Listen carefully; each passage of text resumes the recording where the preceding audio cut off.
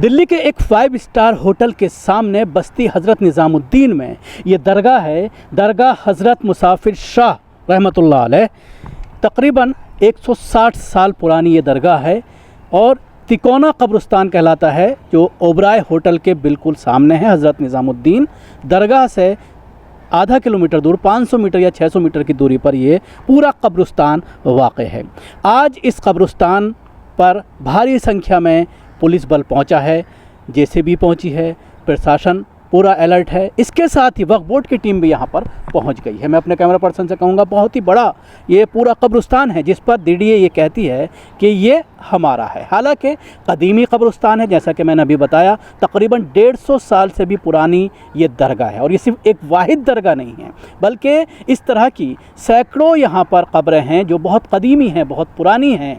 बहादुर शाह ज़फ़र के वक्त का ये पूरा कब्रिस्तान बताया जा रहा है। लेकिन काफ़ी दिनों से यहाँ पर तदफीन पूरी तरह से बंद कर दी गई है। अगर बस्ती हज़रत निज़ामुद्दीन का कोई यहाँ पर मुर्दा लेकर के दफनाने के लिए आया जाता है तो उसके बाद अचानक पुलिस पहुँच जाती है, DDA पहुँच जाता है और पूरी तरह से तकरीबन 10 सालों से यहाँ पर तदफीन बंद की हुई है। अब जिस तरह से G20 चल रहा है और G20 के बहाने से जिस तरह से मसाजिद और कब्रों पर, दरगाहों पर पूरी तरह से बिल्डोज़र चलाया जा रहा है, उनको शहीद किया जा रहा है। कल इस मामले को लेकर हाई कोर्ट में सुनवाई थी और हाई कोर्ट में ये कहा गया कि हम G20 की वजह से इसका ब्यूटिफिकेशन करना चाहते हैं।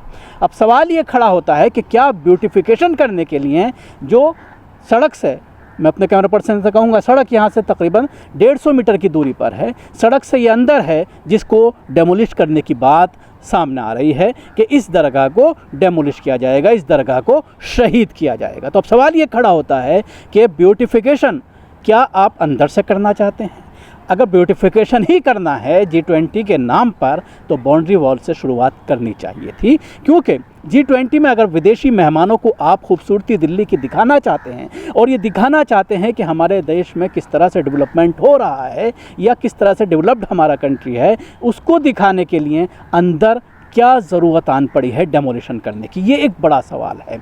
काफ़ी संख्या में पुलिस बल पहुँचा है, काफ़ी एक्स्ट्रा फोर्स यहाँ पर लगाई गई है, लेकिन जिस तरह से इलाके के लोग भी यहाँ पर पहुँच गए हैं और काफ़ी संख्या में लोग ऐसे हैं जो इस कब्रिस्तान में, इस दरगाह में रहते हैं, जो अपने आप को ये बता रहे हैं कि कई पीढ़ियों से वो यहाँ पर मुतवल्ली हैं और इस पूरे कब्रिस्तान की, इन दरगाहों की वो देख रेख का काम करते हैं।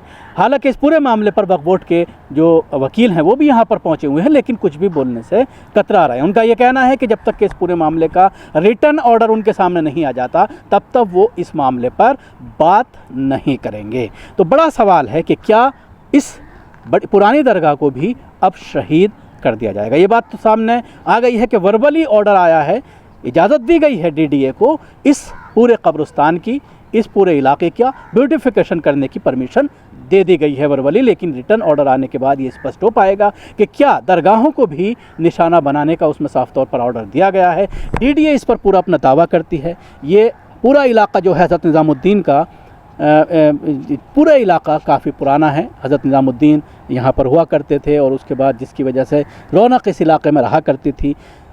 हज़ारों बीघा ज़मीन, हज़ारों एकड़ ज़मीन इस पूरे इलाके में वक्फ की प्रॉपर्टी है, बाकायदा इंदराज है वक्फ में इन प्रॉपर्टीज़ का। लेकिन उसके बावजूद जिस तरह से लगातार इन प्रॉपर्टीज़ पर केंद्र सरकार के ज़रिए कब्ज़ा किया जा रहा है, CBI का जो ऑफिस है उसके पास जिस तरह से CRPF का हेडक्वार्टर बनाया जा रहा है, वहाँ पर भी बहुत बड़ी एक प्लॉट था, मस्जिद थी, लाल मस्जिद, सिर्फ लाल मस्जिद का 200-250 मीटर का एरिया छोड़ करके पूरे पर कब्ज़ा कर करके वहाँ पर हेडक्वार्टर तैयार कर दिया गया है। आखिरी मराहिल में है उसका काम। तो पूरी निगाह है केंद्र सरकार की इन प्रॉपर्टीज़ पर। और जिस तरह से हिंदूवादी संगठन भी बार बार इस तरह से ये कहते हैं कि वक्फ प्रॉपर्टी आई कहाँ से, पहले यहाँ पर हिंदू राजा रहा करते थे, उसके बाद जिस तरह से यहाँ पर मुग़ल आए, यहाँ पर हुकूमत की कई सौ साल, और उसके बाद प्रॉपर्टीज़ को वक्फ़ किया गया, तो कहाँ से आ गई वक्फ़? और वक्फ़ की प्रॉपर्टीज़ पर ख़ासतौर से केंद्र सरकार की, BJP की, RSS की और संघ की इसलिए भी निगाह है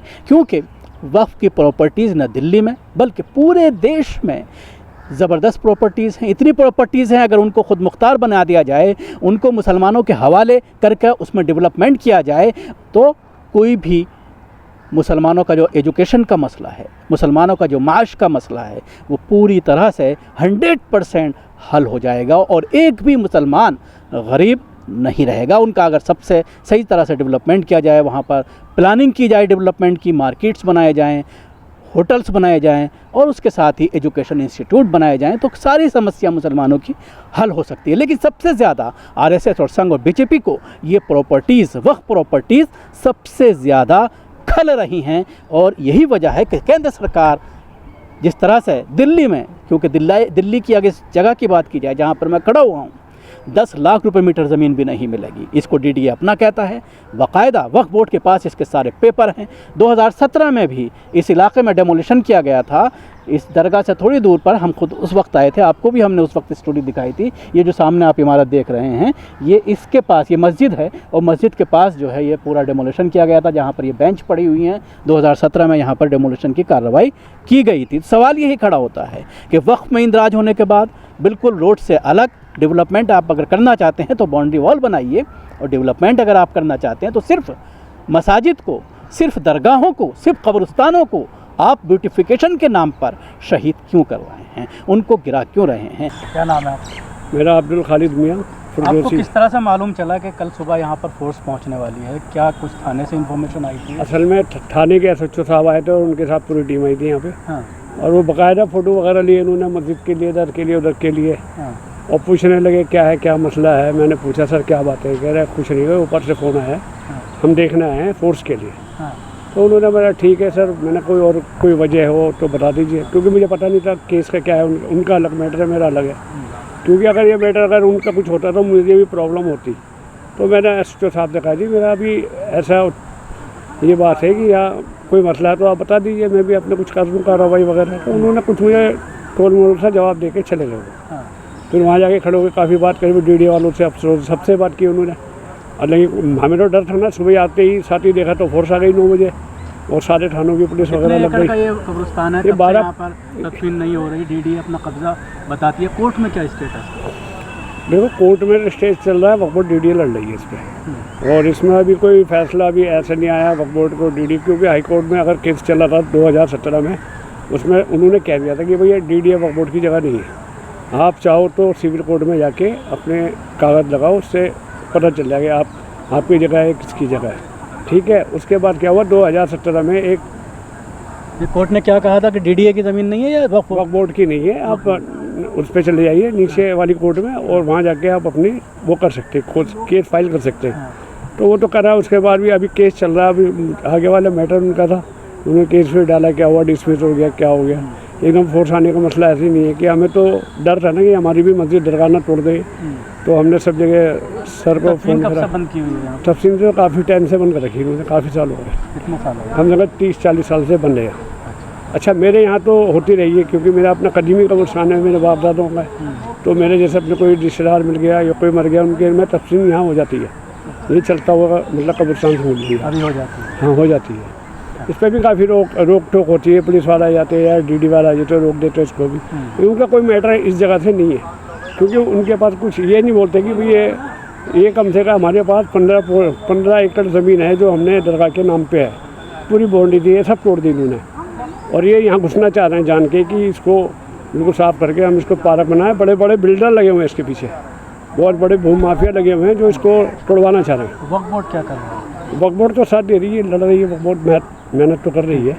ऐसे सैकड़ों हज़ारों मंदिर हैं दिल्ली के अंदर जो सड़कों पर बने हुए हैं, जिनकी वजह से ब्यूटी ख़त्म हो रही है इलाकों की, उन पर कार्रवाई क्यों नहीं की जा रही, जिसकी वजह से ये पूरी तरह से मंशा सामने आती है कि आरएसएस, संघ और बीजेपी जानबूझ करके इन बिल्डिंग्स को, इन इमारतों को निशाना बना रही है और निशाना बना करके एक एक करके कार्रवाई की जा रही है। अब सवाल ये खड़ा होता है कि वक्फ बोर्ड का ये कहना है कि हम यहाँ पर पहुँच गए हैं, ऑर्डर का इंतज़ार कर रहे हैं, पुलिस फोर्स भी ऑर्डर का इंतज़ार कर रही है, बिल्डोज़र यहाँ पर नहीं पहुँचा है। लेकिन अब सवाल ये खड़ा होता है कि बस्ती निज़ामुद्दीन यहाँ से 500 मीटर की दूरी पर है, हज़ारों की संख्या में मुसलमान रहते हैं। ये बात हमने जब भी कही थी, जब मंडी हाउस में मस्जिद का एक हिस्सा शहीद किया गया था मदरसे का, कि 1 किलोमीटर दूर पुरानी दिल्ली होने के बावजूद मुसलमान क्यों नहीं पहुँचे। 8 बजे से यहाँ पर पूरी हलचल नज़र आ रही है, इलाके में बात पहुँच गई होगी, सोशल मीडिया के ज़रिए सारी चीज़ें पहुँच रही होंगी, लेकिन उसके बावजूद लोग सोए हुए हैं, आकर के ये कोशिश नहीं की जाती कि यहाँ पर पहुँचा जाए। पहुँच करके जो इलीगल कार्रवाई की जा रही है कोर्ट के नाम पर, जो इलीगल कार्रवाई की जा रही है ब्यूटिफिकेशन के नाम पर, उस पर आकर के कुछ अंकुश लगाया जाए। ये कई ऐसे सवाल हैं जो कहीं ना कहीं कौम के ऊपर भी खड़े होते हैं कि आखिर जब इस तरह की कार्रवाई होती है तो क्यों नहीं पहुँचते। जहाँ तक ताल्लुक़ और दूसरी कौमों का है, अगर इस तरह की बात किसी गुरुद्वारे पर होती है तो आप देखते हैं कि हज़ारों की संख्या में, लाखों की संख्या में लोग पहुँच जाते हैं, कानून को हाथ में लेते। हम ये नहीं कहते कि आप कानून को हाथ में लीजिए, लेकिन पीसफुल प्रोटेस्ट तो होना ही चाहिए। अगर कोई काम गैर कानूनी हो रहा है, मुसलमानों की प्रॉपर्टीज़ पर बिल्डोज़र चलाया जा रहा है, मुसलमानों के बुज़ुर्गों की दरगाहों को तोड़ा जा रहा है, तो ये एक बड़ा सवाल ज़रूर बनता है। दिल्ली से कैमरा पर्सन फैज़ी के साथ न्यूज़ मैक्स के लिए शकील अहमद।